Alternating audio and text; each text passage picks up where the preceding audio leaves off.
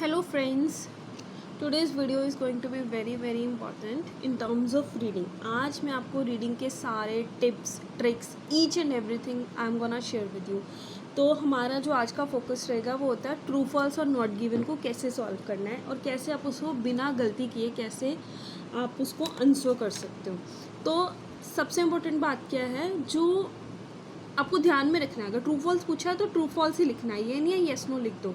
Yes no की जगह yes no, true false की जगह ट्रू फॉल्स ही लिखना है. जो येस नो होता है ना वो बेसिकली होता है ओपिनियन बेसिस, मतलब जहाँ पे कुछ ओपिनियन की बात हो रही होती है वहाँ पे हम येस नो यहाँ पे येस नो की बात होती है. और जब कोई फैक्चुअल स्टेटमेंट दी होती है तब हम लिखते हैं ट्रू फॉल्स. ठीक है जी. अब कोई भी स्टेटमेंट ट्रू कब होती है, दिस इज़ इम्पॉर्टेंट. कोई भी स्टेटमेंट ट्रू कब होएगी? कोई भी स्टेटमेंट ट्रू तब होती है जब जो चीज़ क्वेश्चन में बोली गई है और जो पैरा में लिखा गया है वो दोनों क्या हो, सेम हो. क्वेश्चन में जो भी बात की गई है वही बात अगर पैराग्राफ में की गई हो तो आंसर विल बी ट्रू. तब आंसर क्या हो जाएगा, ट्रू हो जाएगा. वेरी सिंपल है ना. अब आपको इसमें क्या बड़ी बात है जी, कोई बड़ी बात नहीं है, बिल्कुल आंसर तब ट्रू हो जाएगा. बट मैं आपको इसको सॉल्व करने का तरीका भी बताऊंगी जब हम पैराग्राफ सॉल्व करेंगे. ठीक है.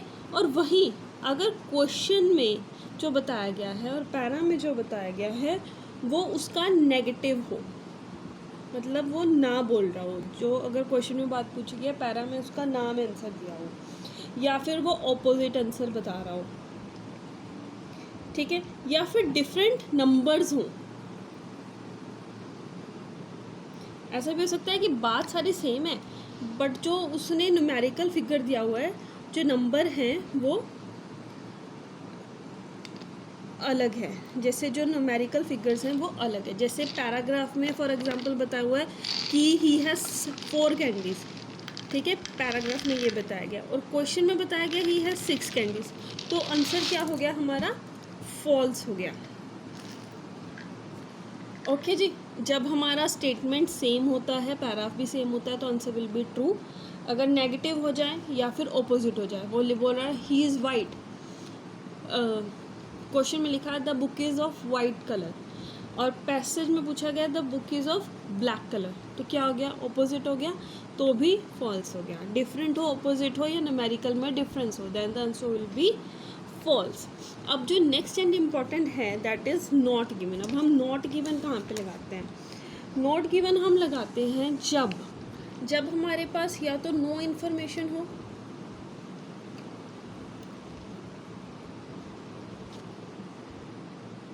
ठीक है जी, या तो हमारे पास इन्फॉर्मेशन ही ना हो.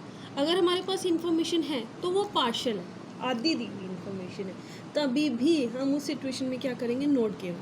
अब ये तो है कि भाई ये तो पता है, ये इसमें क्या बड़ी बात है. अब मैं बताऊंगी कि इसको सॉल्व करते हुए हमें ये कैसे पता चलेगा कि इन्फॉर्मेशन सही है या गलत है. ओके जी.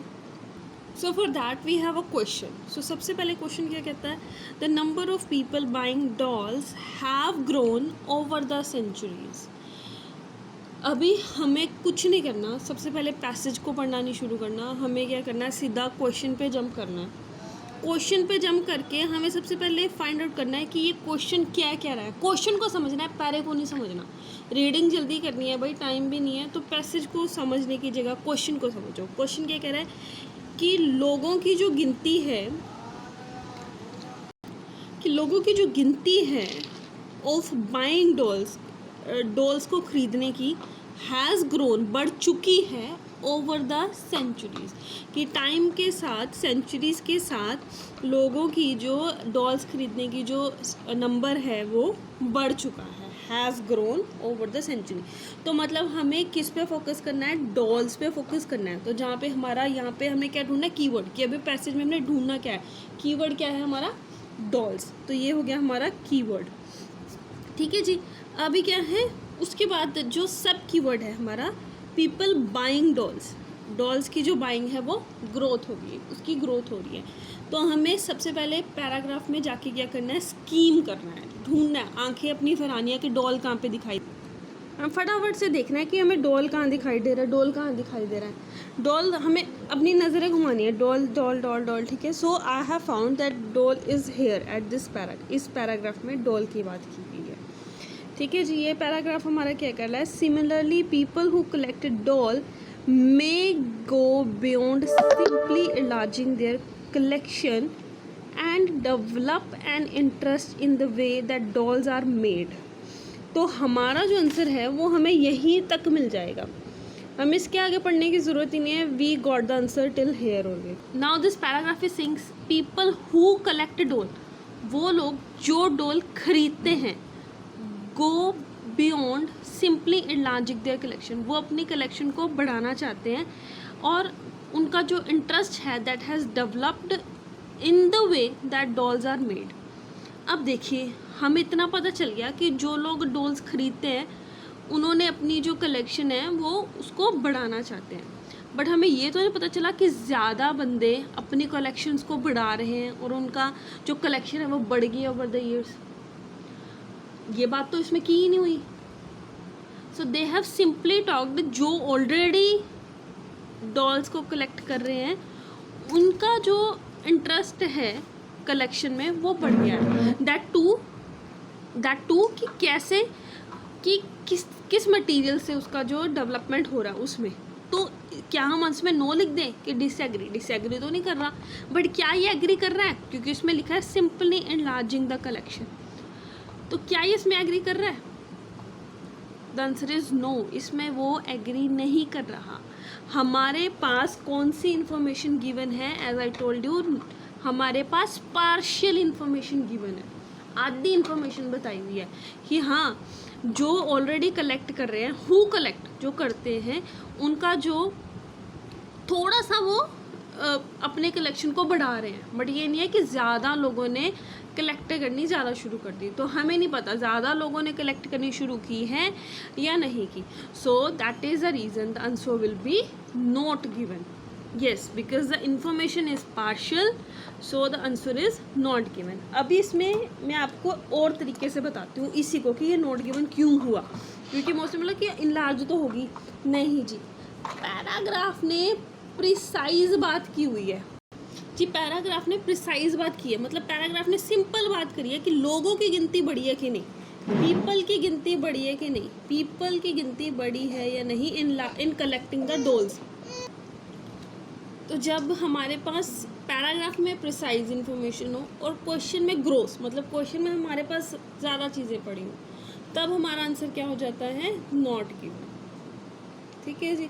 वही अगर हम इसका उल्टा कर दें, यानी कि अगर हमारे if in paragraph information is grow, ज़्यादा इन्फॉर्मेशन दी है और क्वेश्चन में प्रिसाइज बात पूछी गई है, तो आंसर विल बी ट्रू। अब the next and the important, अगर आपके पैसेज में प्रोबेबिलिटी है, मतलब कि शायद है, जैसे कि ये वर्ड्स यूज़ किए हैं, you have to mark this word, perhaps, this is very important.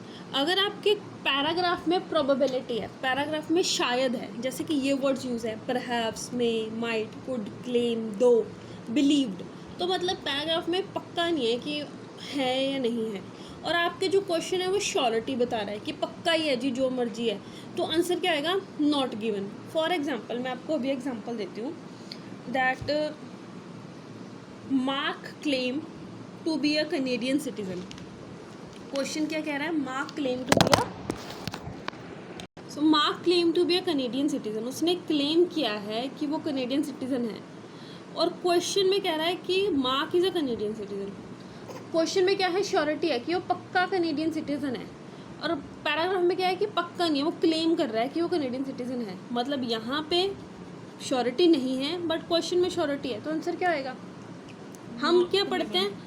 Answer will be not given. Yes, you are right, the answer will be not given. Difference is कि वहाँ पे श्योरिटी नहीं है और यहाँ पे श्योरिटी है। तो यहाँ पे हमें ये नहीं देखना कि मार्क भी है, कनेडियन सिटीजन भी है, ऊपर भी कनेडियन सिटीजन है, तो हो गया जी राइट। नो, फिर हम बोलते हैं रॉन्ग कैसे हो गया आंसर यहाँ।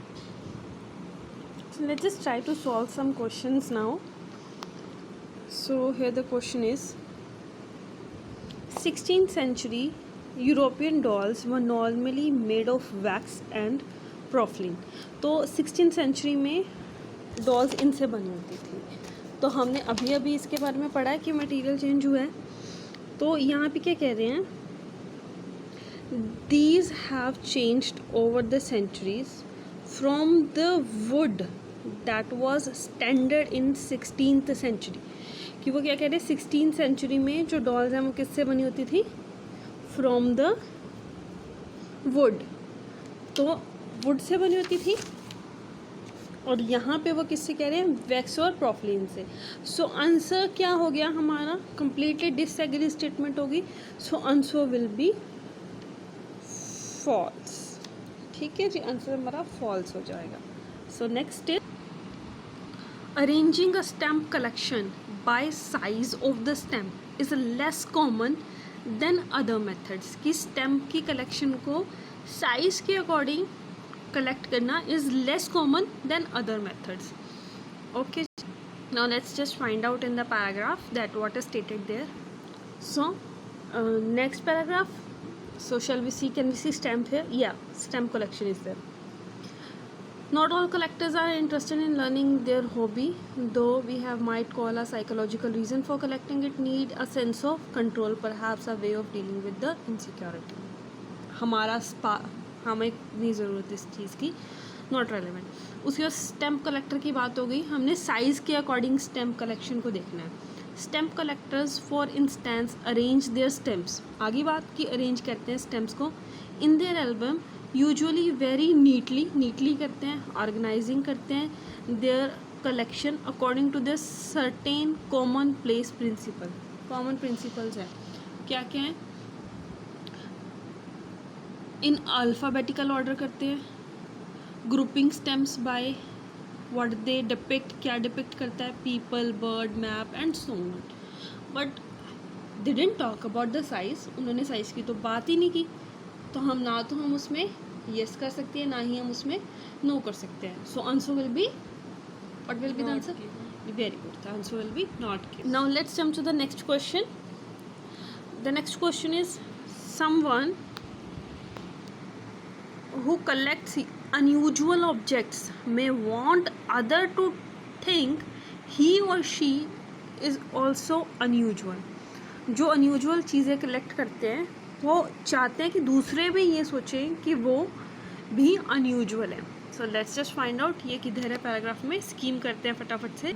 Okay, so once we skimmed collectors, okay, someone who decide to collect something as unexpected as dog color, unexpected, unusual। so हमेशा याद रखना है, कभी भी सेम वर्डिंग सेम लैंग्वेज तो लिखी नहीं होगी, हमेशा सिनोनियम्स यूज़ होते हैं, हमेशा लाइन को मोल्ड किया जाता है, उसको आगे पीछे लिख के किसी भी तरीके से मोल्ड करके सिंपल को कॉम्प्लेक्स में चेंज करके वैसे सेंटेंस आपके पास मिलते हैं।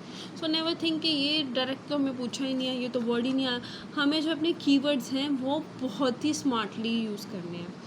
ठीक है, अनएक्सपेक्टेड यूज़ करते हैं, जैसे कि dog colour for instance may be conveying their belief, convey करते हैं अपने बिलीफ को, अपनी सोच को, that they must be interesting themselves and believing it or not, there is at least one dog color museum in existence and it grow out of personal collection।